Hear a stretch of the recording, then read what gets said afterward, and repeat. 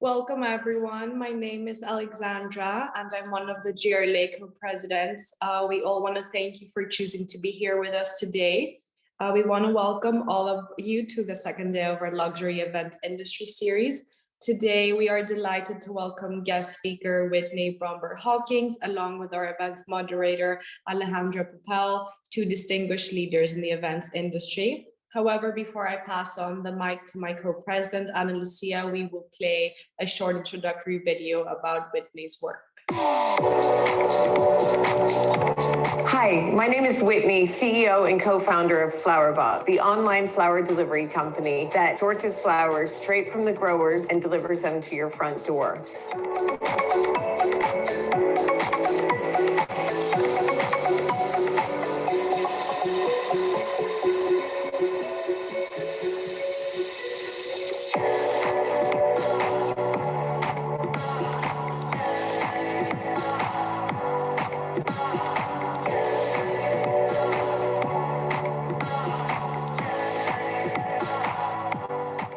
Perfect. Hello, everyone. My name is Ana Lucia. I am the other co-president of GRLA.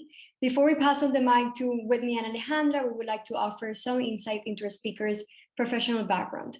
Whitney is the co-founder and CEO of FLOWERBOX, a luxe online floral delivery service which she originally launched in 2015. Today, FLOWERBOX is the first international flower brand, seamlessly unifying accessibility and style. Prior to launching FLOWERBOX, she began her career in Paris, working for Tom Ford at Gucci, for whom she later became the Senior VP of Communications. Our distinguished moderator for today is Alejandra Papel, a Paris-based luxury event planner. Our conversation with Alejandra and Whitney will run for approximately 45 minutes, and after that, we're going to move into a Q&A session of 15 minutes. You may submit your questions in the chat throughout the session, and we kindly ask you to mute your microphones now. Cameras are more than welcome. Without further ado, Whitney and Alejandra, the floor is yours. Hi, everyone. I'm really happy to be here with all of you students and faculty and friends. So Whitney, it's really wonderful. And this is a very appropriate thing. You're in London, I'm in Miami. I think half of the panel is all over in every continent because you have this international company. How are things doing in London? First of all, it's so nice to be here. So thank you so much for having me. And I'm so impressed with how sophisticated you guys have made all of this. I certainly was not doing anything this sophisticated or spectacular when I was in school. How are things? Gosh, they're crazy. It's been, even looking at that video, it just seems like that was another lifetime almost. And it does make me very nostalgic. But a year ago, it's quite crazy because it has been a full year, but we were lucky because FLOWERBOX always had sort of two diverse business streams. One was our direct to consumer company, which is why I started FLOWERBOX in the first place. And then one was our B2B business, which was events and contracts and sort of hotels and luxury brands. Those obviously went off a cliff, like literally 50% of our business went off a cliff. But then fortunately, we were able to really accelerate the B2C side of our business, which we were already a digitally native platform. We were already online. We already had a really sophisticated website.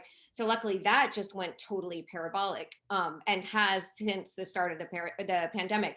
But there was a moment last March, literally in the lead up to Mother's Day, where I was like, we're done. This is it. I just watched the entire year. I'm sure you know how I feel. You just watched it all disappear. You just had hundreds of thousands of pounds of events that just were like, sorry, it's not happening.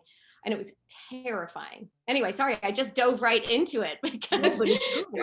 I get it because it's terrible. Like in March, you get those calls and you're trying to, because in the event side, of course, and it's, you're like, well, there's postponements or there's cancellations, and there's a lot of emotions also involved, especially when it's events and weddings and stores and they're not doing well, and you have to stay positive. So I do get it. So let's backtrack a little bit, and maybe you can, tell us a little bit about your path and how maybe your experience in Tom Ford helped you as an entrepreneur building FLOWERBOX. Tell us a little bit about your education and a bit your path. Sure. So I'm from Dallas, Texas. I graduated from school and I was like, get me as far away from Dallas as I possibly could. I sort of had my eyes on the big city. I sort of wanted to be Jackie O and go to Paris, but my parents weren't that into that. So I went to Columbia in New York, which was as cosmopolitan as I could possibly get. in the US, and I studied French literature, another step trying to become Jackie O and move to Paris. So I studied French literature. Everyone thought that was a useless degree. I will argue that it wasn't at all, that it enabled me to move to Paris. It enabled me to get my first job, which was working for Tom Ford as his PA at Gucci, which again, people were like, why are you someone's PA? And I certainly didn't graduate, cum laude from Columbia to be the PA of like a celebrity. That wasn't the goal. But I think there is a real testament to like working really hard. So I didn't ever want to be Tom's PA, but Tom would come in at 7:30 in the morning in our office on Rue du Faubourg Saint-Honoré, and he's like, what are you doing here? And I was always there. It was like, I was never not there. I was never not at the other end of a phone. And I became really quickly indispensable. It was also before people had independence with like, I sound so old, before people were like sending emails on their phones, and Tom would have to dictate every letter to me. He would have to go through me for any communication sort of to the external world. So I became very indispensable. And it also enabled me to really understand how he thinks and how his brain works. He was sitting there dictating his letters to me. So of course I learned his sentence structure, how he spoke. So that enabled me to then be able to do interviews on his behalf. It enabled me to think like him. I could really sort of get in his head. So I think, one really big lesson that I didn't realize, because I was like, why am I doing all this? But like, if you put the hard work in, you do get the rewards. You just have to work and like stay at it. And it seems thankless sometimes, but there's always sort of, if you keep the end goal in sight. So I worked my way up with Tom. And again, I became indispensable. So he asked me to, when he left Gucci in 2005, he asked me to leave with him. And I was like, I'm not leaving with you. Like, I've got to, at a certain point, my entire life was Tom. I didn't have a boyfriend. I never met anyone because all I did was work for Tom. So I tried to quit, and he's like, you can't quit. Come with me. You can head up the communications department. I'll pay you. I'll double your salary. Like, please don't go. So I was like, fine. Yeah, no, but it was. And anyway, so I did that. And again, he was an incredible boss because he kept letting me grow and he kept letting me learn. So it never turned into a dead end job, because the second it started to feel dead end, then he went and produced a film. So then I was learning about the whole film side of things. Then he went and launched. So everything he did, he sort of brought me along with him, and it kept it a very exciting ride. But that also meant that it was really, really, really hard to leave. Because when you've got the best gig in the world, I knew I had the best gig in the world. I had the best boss in the world. I had a great situation. I had a great salary. I had a team underneath me that did anything I didn't want to do. So that made it even harder to be like, okay, I'm going to go back to like, packing boxes and schlepping stuff around and, doing everything by myself. But it is really incredible that he was such a mentor, in a way, because he, of course you were his PA and of course you paid your dues, but at the same time, he always kept wanting to, to make you grow. And that's, you're very lucky when you find an incredible mentor. So I understand how it was maybe hard to leave him at one point. And he's such a fascinating creative. Tell us a little bit about maybe some fun stories of when you worked with him. No, it's funny you say that, because my husband is the SVP of menswear at Tom Ford, and he started when I did, designing menswear at Gucci. But again, testament to Tom, he's been with Tom for 25 years, and is super happy. But I think it is a testament to Tom, the fact that he knows how to recognize talent, to keep talent, to nurture talent, to let talent grow, and to reward it. And that is, something that I now, as a boss, I'm really trying to, like, the people that I don't want to lose, like, how do I keep letting them grow? And luckily we're in a company that's growing a lot, so there's lots of room to grow. Funny stories about Tom. He's hilarious. There are endless funny stories. I think everyone sees this like super serious, sexy, like, always impeccable side to Tom, but he's actually got the best sense of humor of anyone I've probably ever met. Wow, that's why it lasted so long, because if somebody makes you laugh, then it lasts forever, honestly. True. After about like 18 years working in the fashion industry, like what prompted you to build a flower business? Like, is it the creative side? What was it? Well, it wasn't that I necessarily wanted, like, people are always asking me, like, did you always want to be a florist? And like, no, and I still do not want to be a florist. That wasn't it. It was more that I had a solution for most things in my life. I could order my farm fresh groceries online in a beautiful, sustainable way. I could order my clothes online in a way that it was really slick and convenient and easy. I could order my, groceries. I could order my beauty, everything online. And as a working mom, I had 2 children. I now have 3. I didn't have time to go to the flower market. In Paris, you have Rungis. In London, you have the Covent Garden Flower Market. And it's great if you have tons of time. But there I was in stilettos and a pencil skirt because I had Tom at 9 in the morning. And I was like, this doesn't make any sense. And I didn't want to go to a florist because you'd always get flowers that were sort of 3 or 4 days old. They were very expensive. And I didn't want an arrangement. I just wanted, for example, 20 pink roses for a side table or 10 hydrangea on my kitchen counter. And I didn't want a fancy, fussy thing. I just wanted the basic flowers wrapped, in brown paper, really basic, but really fresh. So it was more solution-based. And I was turning 40. I was pregnant with my 3rd child. Tom had always said to me, like, you've got to have a 10-year plan. It's so important in life. Always, he'd been saying this forever, 10-year plan, 10-year plan. And in my 20s, I was like, I'm going to work. I'm going to work. I'm going to build, build myself, like climb that career ladder. And then in my 30s, I really wanted to have children and start a family. So I was simultaneously focused on growing my career and raising my kids. And then like, there was sort of this penny drop moment where I had this idea. I was turning 40. I was pregnant. I was like, God, am I going to be turning 50 and like going to get Tom a Diet Coke when he's thirsty? And I was just like, no, I'm not. I was like, I've got to do this. And it was really one of those now or never moments. Like, it is right now or I'm never doing this. And part of me could have very happily stayed working for Tom for the rest of my life. There was not anything about my life I did not like, but I was like, if I don't do this now, I will never do it. And it was that sort of now or never, like, I got to just jump off the cliff, which is what it felt like. That's incredible because it's true. It's like, I love the 10-year plan. I'm gonna keep that one because they keep telling us that we need to have a business plan, a 5-year business plan, but a 10-year plan too is a very good idea because it's true. You said, okay, if I don't do it now, then what am I gonna do it at 50? Probably not. So and I like the 20, work. That's a good one. So what differs FLOWERBOX from, a classical florist? I think you touched based on it, but give us a little bit more detail.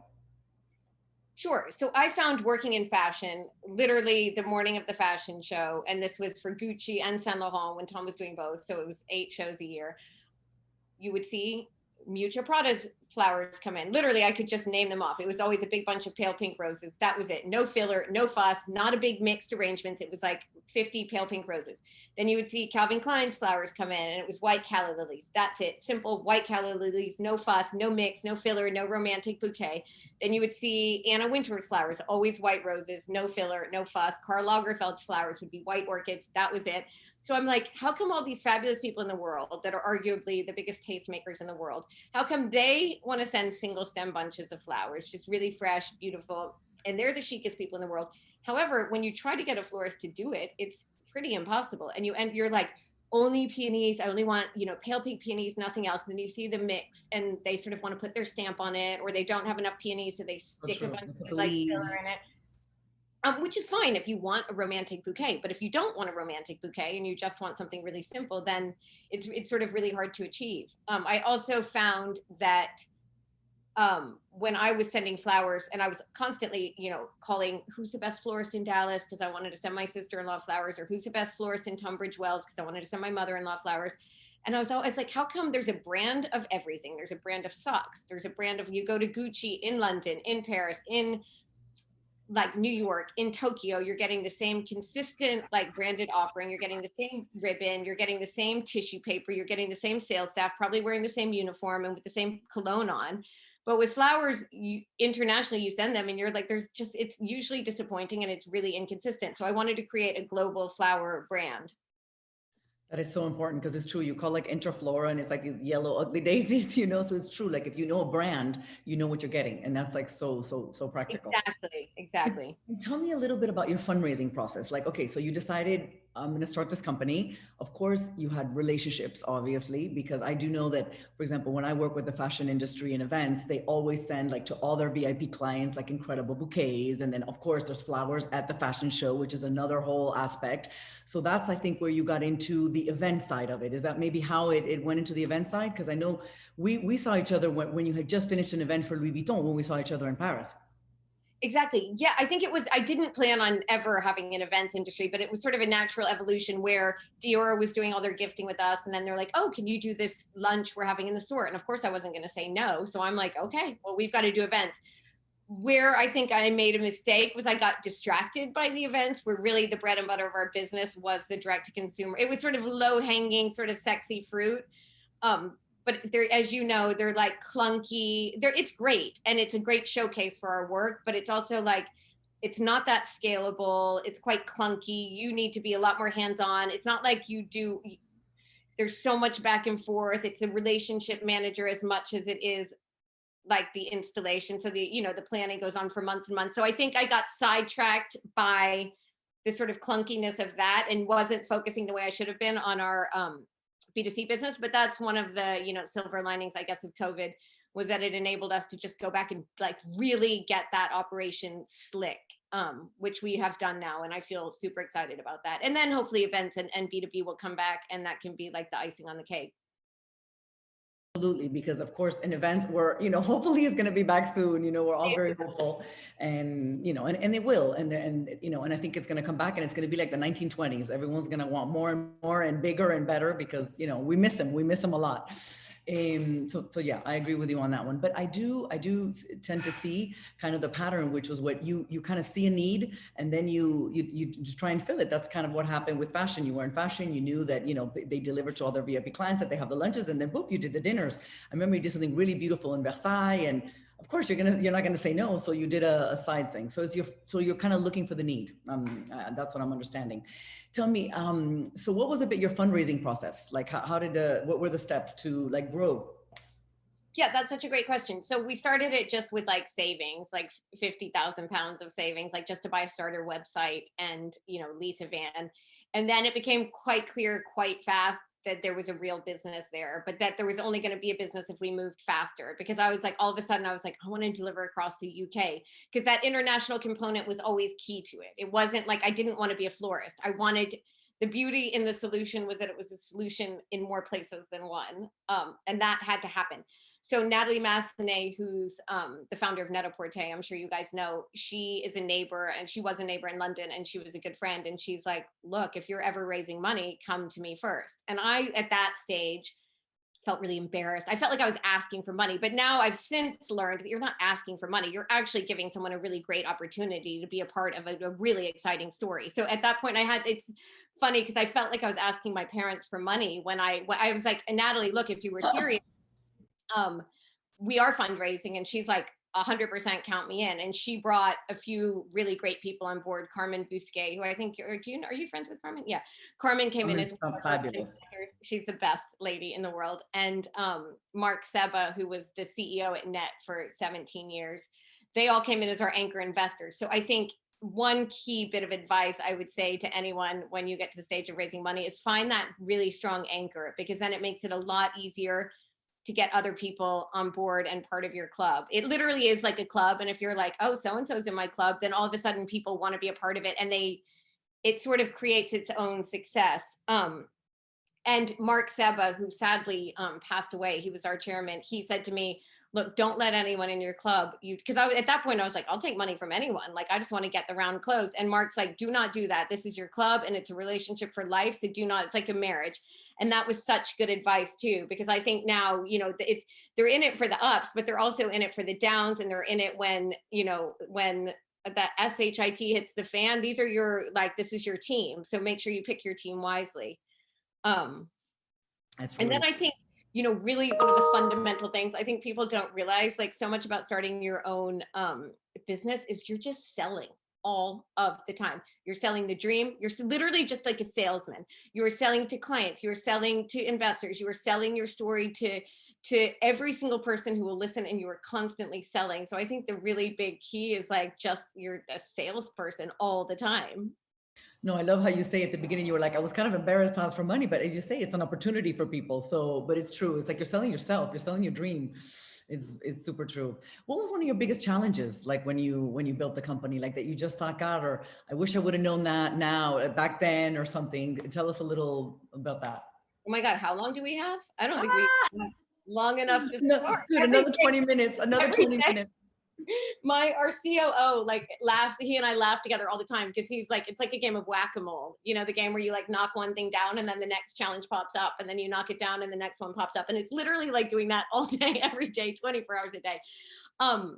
I think one of the biggest challenges is like team. It's getting all the right people at the right time, perfectly aligned with this like a shared ambition and a shared goal where no one's working against anyone. And when you get it right, it's a very fluid thing, and some people don't grow as fast as you need them to grow, or some people got you from A to B and they're not the right people to get you from B to C. But when the team is right, and it's only happened at few like moments of you know, throughout the journey, and it's all humming, it's the best feeling in the world. But I think getting everyone aligned and on board with your vision is it's really hard. And it's even more challenging, I think, remotely, because you're essentially cheerleading from your Zoom, you know, trying to get them to understand the culture, trying to get them to understand the dream and buy into it and be a part of it. Get them motivated. Like you want to motivate people and exactly like, you know, get them to adhere to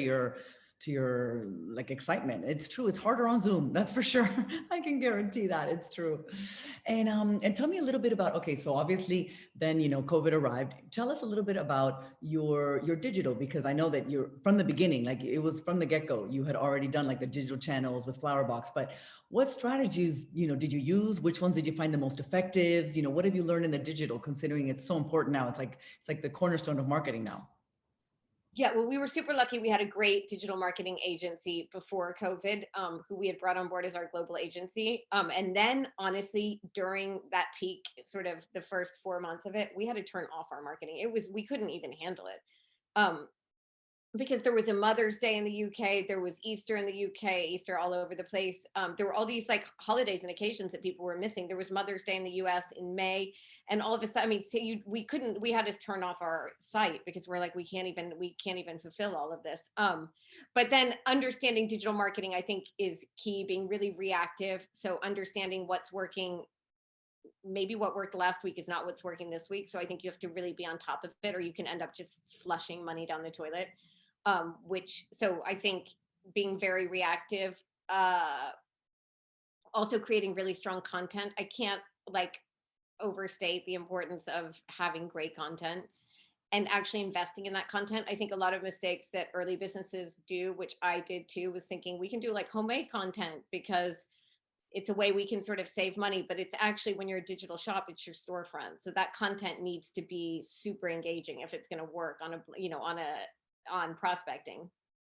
Yeah, and sometimes, like for example, in events, you know, when people are really starting out, you know, they do events maybe for, you know, that are, maybe they're not making that much money on it, but they're having beautiful events and they can showcase these things. And I think, you know, at the beginning, you have to be a little bit, you have to do some editorials, you have to do some things in order to create.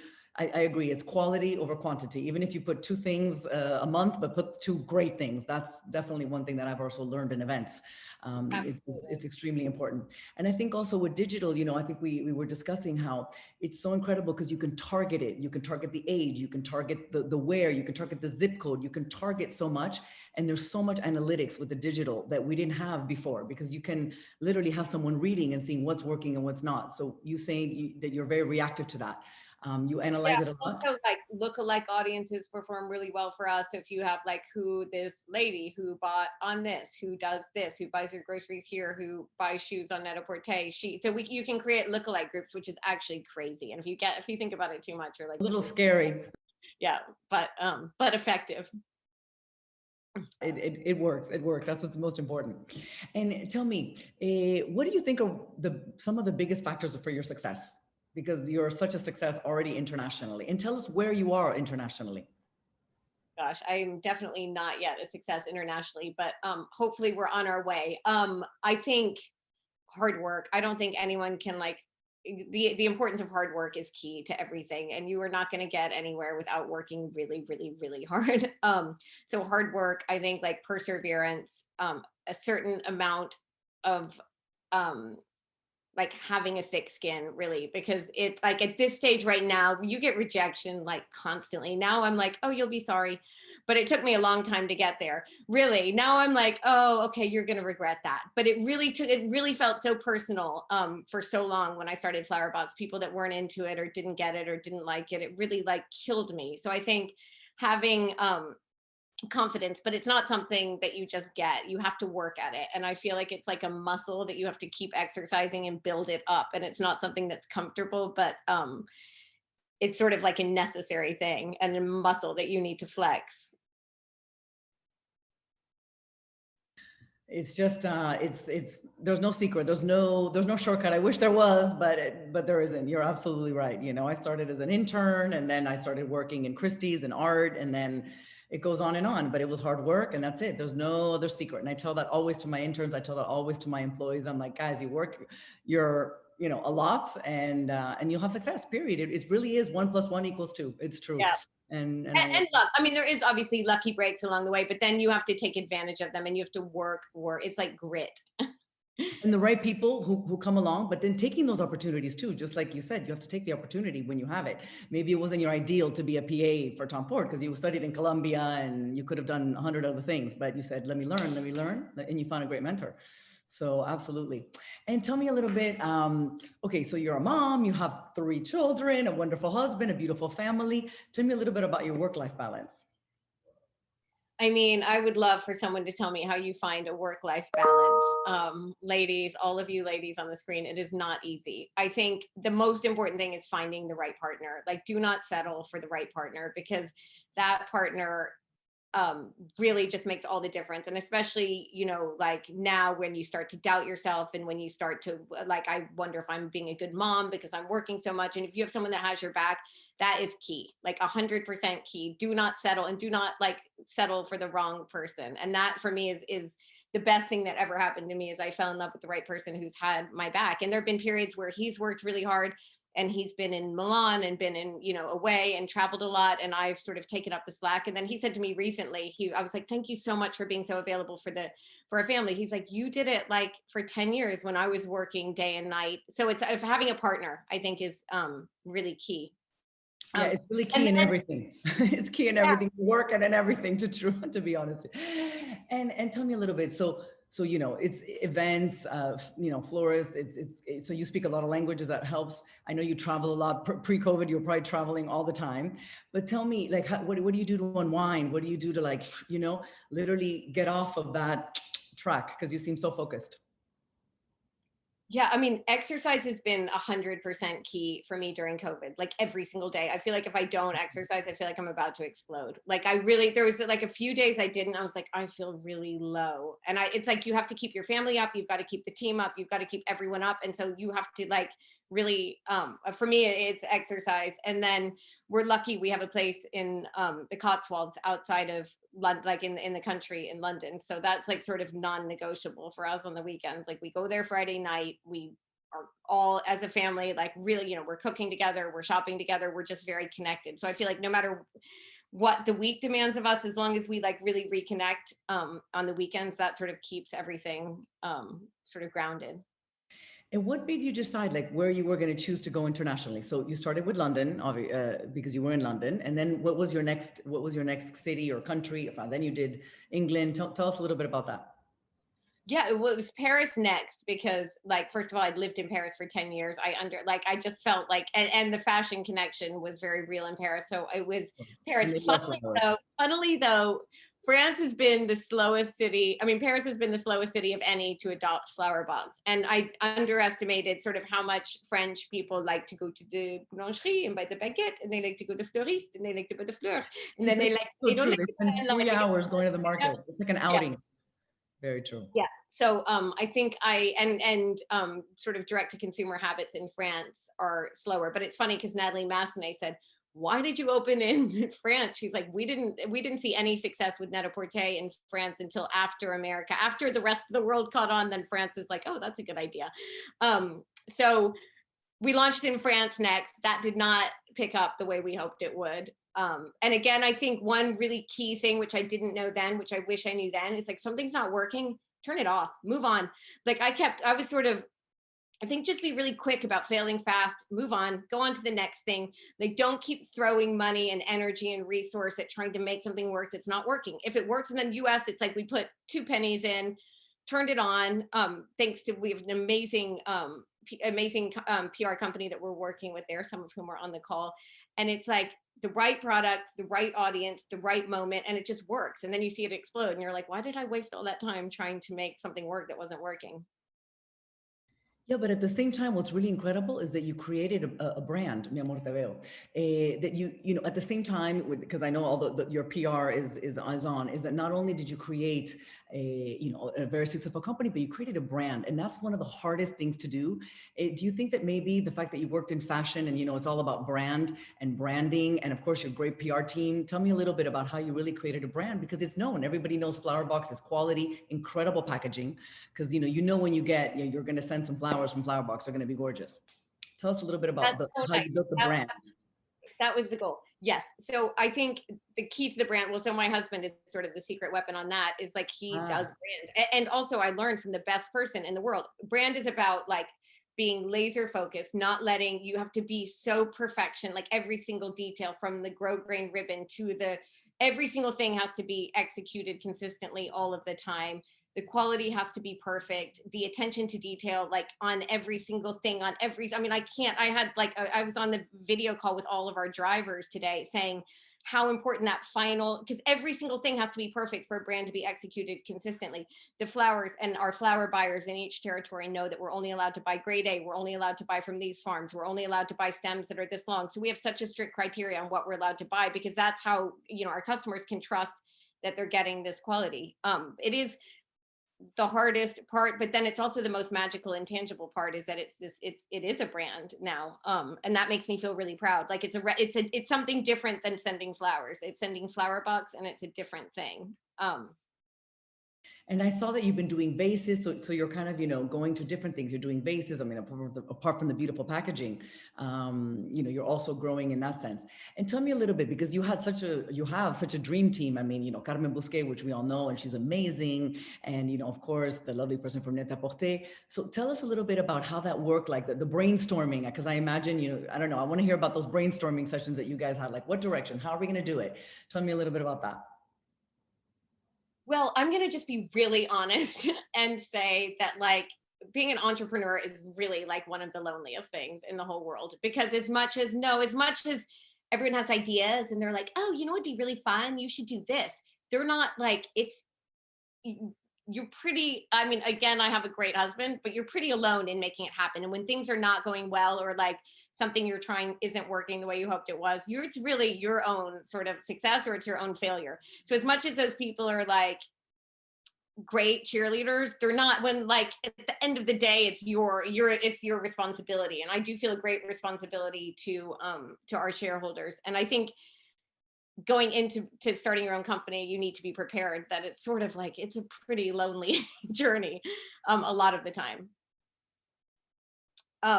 So yes, I'd love to think that we were all sitting around brainstorming. The reality is they have their busy lives and they're busy a million other things to do. So, you know, I mean, I can call and ask a question, but right. But it was kind of all on your shoulders. It was, you know, I mean, of course they would support or say, and it's good to have opinions, you know, of course, but I love the way you said it. In the end, it's all on your shoulders, and, you know, you just got to go forward. It's true. Tell me a little bit about the vases, the candles, a little bit how you grew it also in another way, not just the flowers. yeah, so it was like the second day we launched, and like 3 people had called and they're like, oh, do you have like a vase? Can I send it in a vase? And I was like, oh my God, of course we need to have a vase. But then what I didn't want to have was, and back to that opportunity, the second someone wants something, like, yes, we should be able to deliver it to them. Same with plants, same with, you know, now we have huge house plants, we have beautiful little small house plants. But what I didn't want to do is like those ugly cylinder vases that every florist uses, that you have like 10 of them in a bottom sink somewhere, you know, underneath the sink somewhere, but you never want to use them. They're not beautiful. So I was like, we're not doing cylinder vases. I'd rather, and our customers would rather spend, you know, 10 pounds more, 15 pounds more, and get something, a vase that they actually want to keep, that's beautiful. So I wanted to create sort of, I want to create an entire brand around flowers. So anything that has to do with flowers, with setting a table with flowers, with vases, we have floral scissors, like beautiful Japanese scissors that cut the flowers. So anything that has to do with living your life in a beautiful way. And I do think we can become the authority on living a beautiful life. So I think that's the long-term goal. And tell me a little bit about, so we have a lot of students, you know, of course, on here in our audience. Tell us a little bit about, like, is something that you would have known way at the beginning that you would have liked to know, or tell us a little bit about if they want to start their own business as entrepreneurs, because you really are a purebred entrepreneur. What advice would you give them? Well, first of all, I think I was so anxious when I was in like leaving school. It's like, what am I going to be? Like, what do I want to do? I didn't know, like, I thought you could be like a doctor or a lawyer, or you could work in a magazine. I mean, I didn't see, there are so many opportunities. So just be really open to the opportunities. I can't say enough. Work really hard. People notice it. And now I see it with the younger people that I hire. I know who's a hustler, and I know who really puts the time in, and I know who I want on my team forever. So be that person. And then, I think basically you shouldn't have to have it all figured out. I had no idea where my life was going to take me. So I was just, and I was really frustrated that I didn't know what I was doing. But I think just be open and work really hard, and amazing opportunities will present themselves. What was the second question? Oh, you're quiet. Oops. Because I think, you know, what I see is that you keep seeing opportunities. So I'm sure maybe you have a subscription business, or people that subscribe and they get a better price, like if they do it every week in their home, like Fidelity. What did you do on that end? Yeah, so we do have a subscription business. We pick the week's best flowers. So it's really done like, what is the strongest, best color, best product, best performer of the week. Or it can be bi-monthly, so every 2 weeks, or it can be monthly, and it can be for 3 months, 6 months, or a year. So depending on sort of how much you want to dip your toe in or not.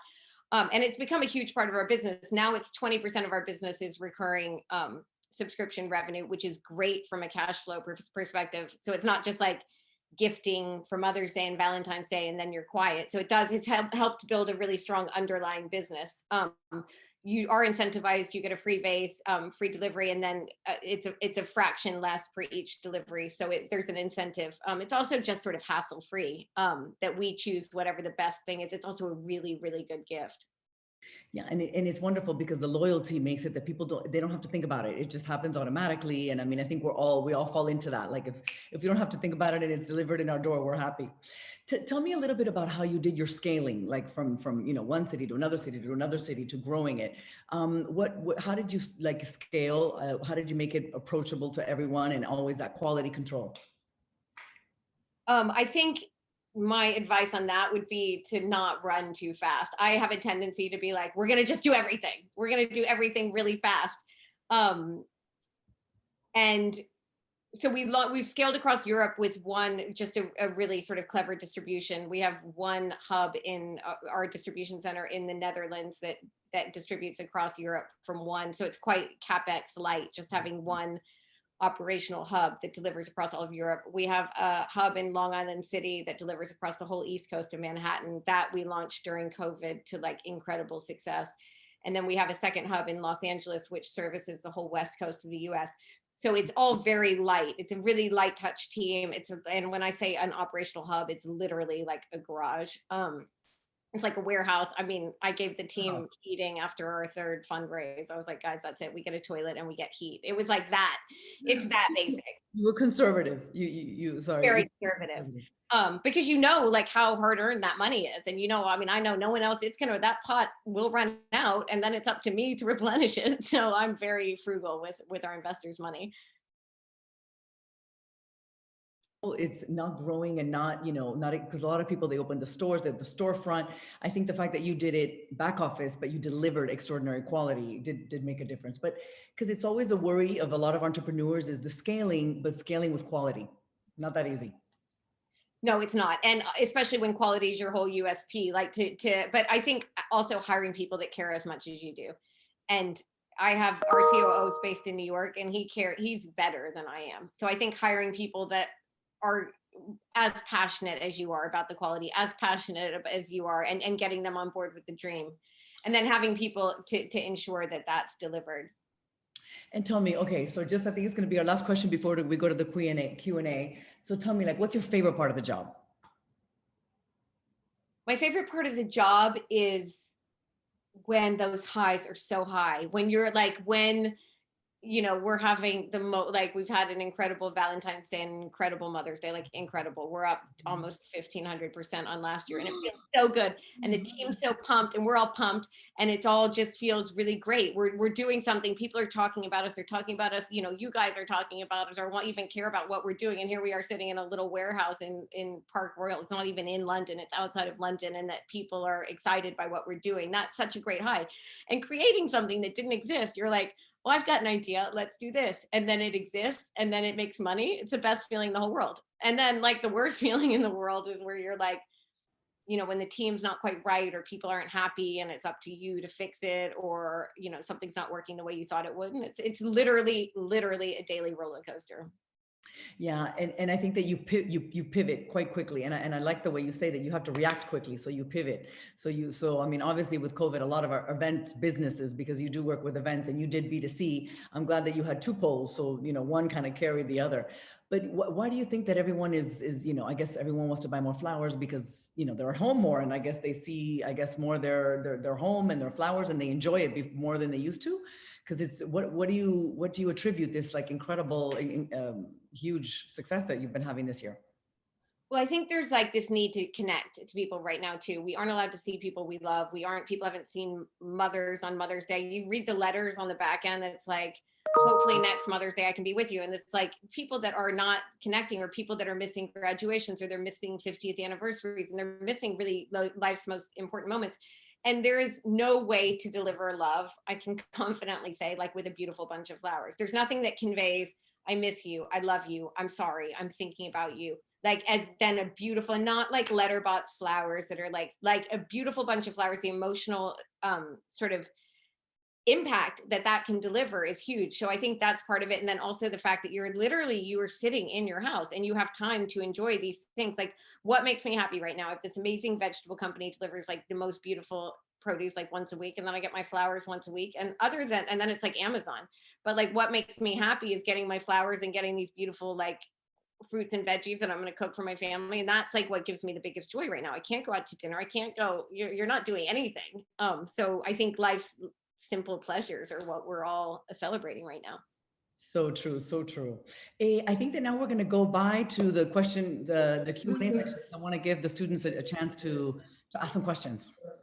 Yeah, of course. Thank you so much, Whitney and Alejandra. This has been super insightful. And I completely agree with your last comment about how much emotion actually flowers can convey. But yeah, we do want to give our audience a chance to ask their questions. So some of you have submitted questions in the chat. Francesca Canovi, you can go first if you want, and then we'll have time, I think, for like 3-4 questions. Hello, so thank you so much for being here with us. It was actually amazing to hear everything you said. So I do have 2 quick questions.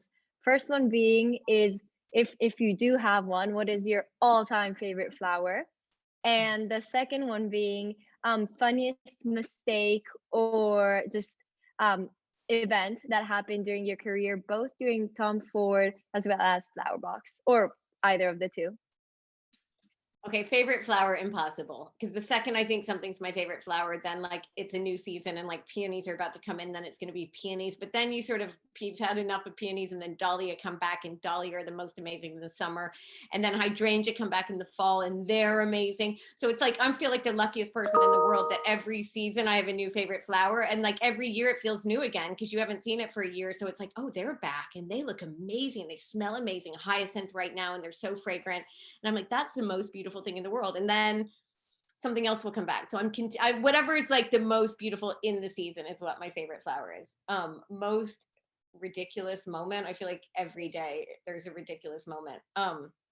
But when you guys saw in the video, when we did that facade of Annabelles nightclub in London, so it was a full floral facade, but they only okayed it, the club. They okayed it the day before. So literally we didn't have any time and we had no idea what we were doing. None. We had never done anything on that scale at all. So it got to a point where it was like, we had to install it at 3 in the morning because it was when the club was closed. And it got to like 6 o'clock at night. My husband left with the kids. We were building it in the road, like up to the warehouse. We're just building it in the street because we had nowhere to build it. And my husband's like, you're never going to finish this. So I literally, hand on heart, paid people off the road in Park Royal, which is like an industrial estate. I paid people 15 pounds an hour. I'm like, come on, help me build this thing. And so people like, no one spoke English. I was like, help me put like flowers in the panels. Cause we were building these panels in the street until 2 in the morning. Literally, it was a photo finish. They loaded on the truck. I drove to Annabelles, the sun was rising. I was watching them put it up and I was just like tears streaming down my face. I'm like, I can't, because I was like, what is this even going to look like? We had people, we didn't even know these people that were putting the flowers in. I was doing a check of all the panels before they went up, but it was ridiculous. And it was a total triumph, but it was nail biting up to the last minute. Alex, I see you also have a question in the chat if you want to go ahead and ask. Sure. Thank you so much for being here. This was so informative. And I actually too worked at Tom Ford in the corporate office in New York for 2 summers as an intern. And I was actually in talks with Natalie Massenet last 2 weeks ago about the incredible work she's doing at Imaginary. But my question was, what areas of the flower business do you see having the biggest potential for growth, and where do you see your business going in the next 5 years? I definitely think digital is where the biggest opportunity is now. As Alejandra said, I mean, there is a huge acceleration, people say of 10 years forward into digital. So I think that we're really well positioned to become the first, we're going to expand across the US and then be the first global flower brand. And I also think once we've done that, then there's absolutely no reason why we shouldn't expand to Asia, to, the Middle East. And it's because everyone needs it. You can go to Interflora anywhere in the world and you will send something disgusting. So why not be able to go to FLOWERBOX anywhere in the world and send something beautiful? So that's the dream, global floral domination. And now I'm dying to work with Charlotte in New York. I actually didn't. I was in the finance department, but yes, I knew Charlotte. Right. We could have a whole little gossip about that, but we won't. Sophia Dominguez, if you want to go next with your question. Great, thank you very much. Actually, just to start off, thank you very much for coming here and talking to us. I actually received a flower box today from my partner. I'm actually working, so I'm a consultant, and I just want to say quality control on point. I love it. That's so great. So I'm actually a consultant. I build and kind of scale direct-to-consumer brands across Europe, US, Asia. And so I'm really curious to know, like, you've grown FLOWERBOX across the US over the past year. And so I'm wondering, in terms of like optimizing international markets that aren't necessarily performing at their best, what are you planning on doing for those? Like, for example, you mentioned France. So like, what is it that you can do to optimize those markets, and what are your plans there? My plans are right now to focus on what's working, because there's so much low-hanging fruit right now in the US, and it's really working that it makes so much more sense for us to allocate our money, our like scarce resource and our scarce time to something that's really working. So it's not to take our pedal off, take the pedal, get it off of France doesn't mean anything, because we still have the distribution center in Holland anyway, that it's not costing us anything to operate in France right now, anything incremental. So we're just focusing our digital marketing spend and our sort of PR budget on the US where it is working. And then I'm very confident that there is a halo effect the second the US, and things go viral in the US, as we all know, so much faster. Yeah. The impact we have when we do something in the US is so much bigger. The impact of an article in the New York Times is like 5,000 Figaro's. No offense, it's just the impact it has on the business. So it makes much more sense for us to be focused. And then the halo effect on the rest of Europe and the rest of the world is very real. Amazing. Thank you so much. Sure. I love your flowers. Thanks. I loved your flowers too. Stephanie, I also thought you had a question, if you want to go ahead. Sure. Thank you so much for being here, Whitney. I wanted to ask you about kind of the lows of entrepreneurship. So how do you push past those feelings of loneliness and time consuming or stressful being an entrepreneur can be. Do you think that you kind of just wait for those high highs to get you through it, or what kind of pushes you through the lows? Yeah, I think now I've been doing it long enough to know that the lows are followed by a high and the highs are followed by a low. So I do try to maintain some sort of equilibrium throughout and not get too excited by the successes or not get too disappointed by the failures. But again, that's a learned thing, and it's easier for me to say now, and it definitely is not how I felt, where every day I was like, it's the end of the world. And then I was like, oh my God, we're the king of the world. So tip would be, again, to have a really strong team that can help keep, have a right hand. And I have the best right hand, a guy called Andy, who's our COO based in New York. And he's very good he's a very level, sound partner for me, so that I sort of feel like, I think just having a team around you that supports you and that, will go low with you and will also go high with you. Awesome. Thank you. Sure. Anna, you can go next if you want. Yeah, I had a question more in relation to the professional development at FLOWERBOX. So I was wondering if there are any opportunities where students can apply to learn more about the industry. And if yes, what are the top qualities that you're looking for in new hires or in interns? I think since most of us are students, it would be good learning about these opportunities.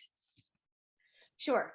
We're definitely open to meeting anyone who's interested in working really hard. I think passion, drive, and grit or something, and hard work. I just really love people that are smart and dynamic and really hardworking, and that shines through more than just about anything. I don't care about skills or applicable skills. It's people who are hungry and people who want to put the time in. But there is a careers at flowerbx.com, which I think we've also shared with you guys to share afterwards. So it'd be great to hear from any of you. But just watch what you wish for is all I have to say. I have to say, when I hire people, I'm like, you've got to really love flowers, because flowers are a beast. Flowers are like one of the most annoying things to work with. They're so pretty, but they're so fickle. You're working with something that's basically dying before you even gets in your hands. So that perishability is a nightmare. So consider yourself warned, anyone who's applying. Awesome. And I think we have time for one last question, just so we can be respectful of everyone's time. So Fede, if you want to go ahead, and then we can wrap up. Great. Yeah. Thank you so much for being here, Whitney. This is incredible. I had a question. You just mentioned about like perishability, and I was wondering how seasonality plays a role in the flower box business. Do you look at the flowers that are blooming in that season? Like, how does that work? 100%. That goes back to like quality. And for me, a beautiful restaurant only serves food that's seasonal. And you can tell if your asparagus, it's not in June and the asparagus has been flown in from somewhere, it just doesn't taste as good. And it's the same thing with flowers. And so many times the client will be like, but you can get peonies now. I'm like, if they're not in season, they're not beautiful. You're sort of trying to force something to be beautiful that's not optimal at all. So we very much celebrate seasonality. We very much try to grow so to buy locally where we can. Like now we're about to enter an amazing British season where we have amazing British sweet peas, we have amazing British peonies, we have amazing, so that local grown where we can is super key, because then obviously you're getting fresh, you're giving back to the community, and it all just feels really great and full circle. But seasonality is so key. Great. Thank you everyone for your questions. And again, thank you, Alejandra and Whitney. This has been awesome. I'm just going to pass it on to Anna so she can wrap up. Yes, so we just wanted to thank you in the name of GRLA, Whitney and Alejandra, for this very insightful conversation. I think we all enjoy learning more about your journey and building a career of flowers, which I think is the most beautiful thing someone can do. And we would really appreciate it if all attendees could fill in the form that we just dropped in the chat. That is for feedback, so we can further improve our events. But thank you again all for coming, and I'm gonna also drop in the chat the link to the careers page of FLOWERBOX.